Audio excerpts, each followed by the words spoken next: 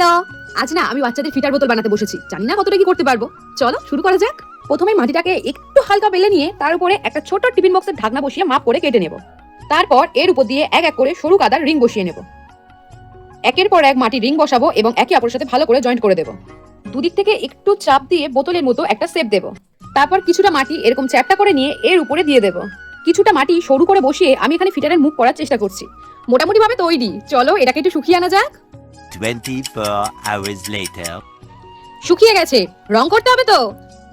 যেহেতু এটা আমি সাদা কালারই করবো তাই আর কোনো প্রাইমারের কোট দিলাম না, একেবারে সাদা কালারই করে নিচ্ছি।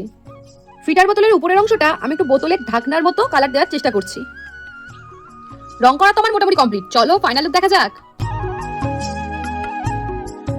জানি ভালো ফিনিশিং আনতে পারিনি, তবে ভবিষ্যতে চেষ্টা করবো এর থেকেও বেটার করার। এটা কেমন লাগলো জানিও। ভালো লাগলে একটা লাইক আর সাবস্ক্রাইব তো করাই যায়, কি বলো?